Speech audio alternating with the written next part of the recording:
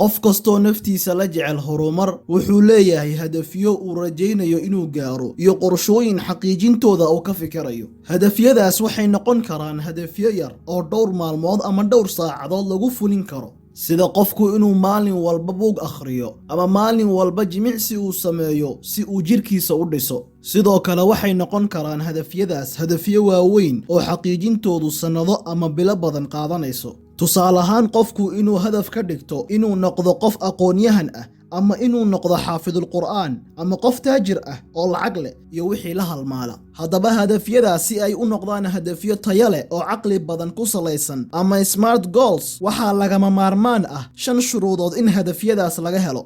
Haddii 5taas shuruudood laga helin hadafyadaas, ma noqon karaan kuwo tayo leh. Shuruudahaas 5ta xaraf ay kelmadda smart ka kooban tahay ma dhaafsano. Waxa isweydiin leh, haddaba shuruudahaas maxay yihiin? Muuqaalkan dhammaystiro si aad u ogaato oo si fiican u fahanto, kadibna ugu dhaqanto mar walbood hadaf samaysatid, adoona ilaaweyn inaad kanaalka subscribe saarto haddaad ku cusub tahay. Shardiga koowaad waa inuu noqdo hadafkaagu specific, yacni mid xadidan. Kolley waxaad isweydiinaysaa waxa laga wado hadaf specific ah ama xadidan. Tusaale aanu soo qaadano si aanu u fahanno waxa laga wado. Haddaad go'aansanto tusaale ahaan inaad noqoto qof wax akhriya, kuguma filno inaad keliya isdhahdo waxbaan akhrinuun adoona xadidin waxaad akhrin rabto.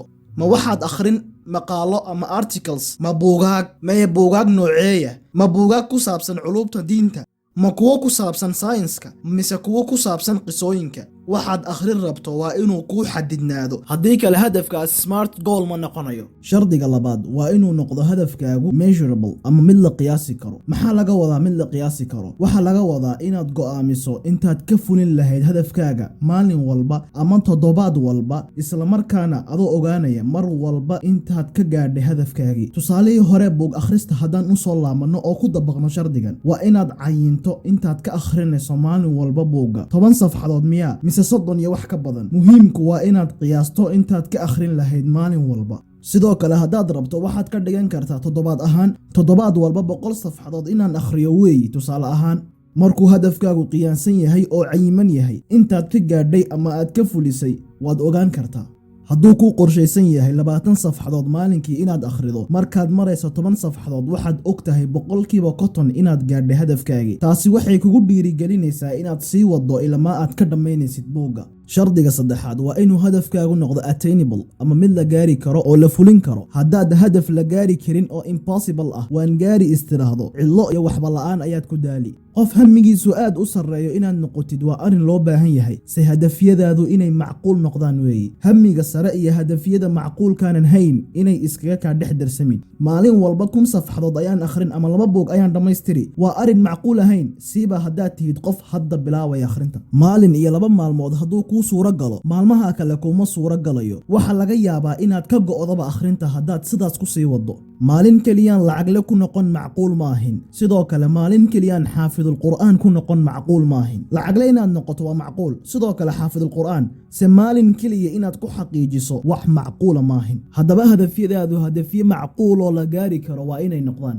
shardiga afraad waa inuu hadafkaagu noqdo relevant, yacni mid la xiriira marxaladaad marayso ama xaaladaad ku sugan tahay. yacni marxaladaad marayso ama xaaladaad ku sugan tahay hadda, hadafkaagu waa inuu u qalmaa. tusaale ahaan, adoo middle school ama dugsiga dhexe maraya, inaad go'aansanto akhrinta buugaanta loogu talagalay ardayda jaamacadda, hadaf wanaagsan oo caqli ku salaysan ma ahin, smart goalna ma ahin. waayo hadafkaagu mar walba waa inuu marxaladaad joogto xiriir la yeesho. tusaale kale, adigoo hadda bilaawaya barashada qur'aanka, inaad dhahdo suuratulbaqaran ka bilaawi oo baran macquul maahin, waayo marxaladaad joogto uma qalmo. qur'aanka adigoonan horay u baran, sidee suuratulbaqara oo ah suuradda qur'aanka ugu dheer u baran? waxa laazim ah ood ku qasban tahay inaad ka soo bilowdo juzcama. haddaba hadaf walbood rajaynayso inaad xaqiijiso u bandhig xaaladaad ku sugan tahay iyo marxaladaad marayso, markaasuu noqon hadafkaas smart goal. shardiga shanaad ee ugu dambeeya waa time bound, yacni waqti xadidan oo cayiman hadafyadaadu inay yeeshaan. buuggaad akhrin rabto waa inaad garatid saacadaad akhrinayso maalin walba. waxba kuu tari mayso inaad dhahdo maalin walba 20 safxadood ayaan buugga ka akhrin haddii aadan waqti u cayimin. 20 safxadood ayaan akhrin 4 iyo 5 galabnimo inta u dhaxaysa waa hadaf waqti xadidan leh oo smart goal ah.